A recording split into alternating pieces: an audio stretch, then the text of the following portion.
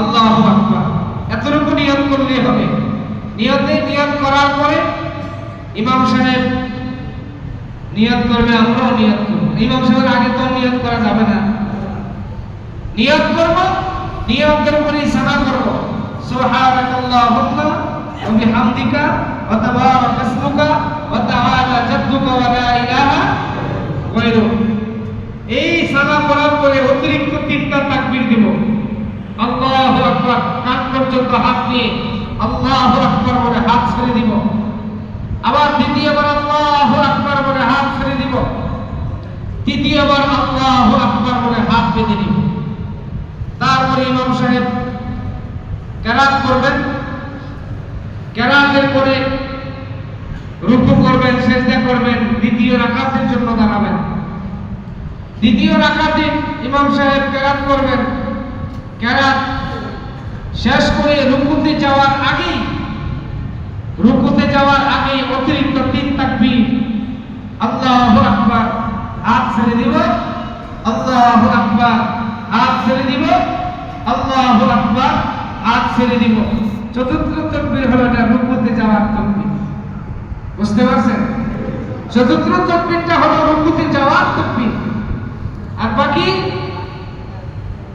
যে তাকবীরগুলো আছে সেগুলো হলো ঈদের তাকবীর। এই জন্য আমরা খেয়াল করবো, খেয়ালের সাথে ঈদের নামাজে অনেকে বলতো আল্লাহু আকবার, প্রথম সানা পড়ার পরে আল্লাহু আকবার, আর ছেড়ে দিব। তারপরে দ্বিতীয়বার আল্লাহু আকবার, আর তৃতীয়বার আল্লাহু আকবার, আর বেঁধে নিব। আর দ্বিতীয় রাকাতে আল্লাহু আকবার, আর দ্বিতীয়বার আল্লাহু আকবার, আর তৃতীয়বার আল্লাহু আকবার, আর চতুর্থবার আল্লাহু আকবার, রুকুতে যাব। মনে থাকবে তো? আচ্ছা, ঈদের নামাজের পরে খুতবা পড়া সুন্নাত, খুতবা দেওয়া সুন্নাত, খুতবা শোনা ওয়াজিব। খুতবা শোনা কি ওয়াজিব? খুতবা শোনানো হলো ওয়াজিব। এই জন্য আমরা ঈদের নামাজ পড়েই দৌড় মারলাম। দাওয়াত আছে, দাওয়াত খেতে হবে, শ্বশুর বাড়ি যাওয়া লাগবে।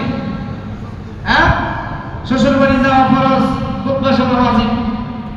এই জন্যই তো ওয়াজিব ছেড়ে দেয়, ফরজটা আগে ধরে নাকি? ঈদের নামাজ পড়ে, ঈদের নামাজ হলো এক ওয়াজিব, খুতবা শোনা হলো আরেক ওয়াজিব। কথা কয় না? তাহলে নামাজ পড়লাম তো খুতবা শুনলাম না, নামাজ তো খুতবারই অংশ। নামাজ খুতবারই অংশ। নামাজ পড়লাম তো খুতবা শুনলাম না, তাহলে কি হইল? আমার নামাজ পরিপূর্ণ হইল না, অসম্পূর্ণ থেকে গেল।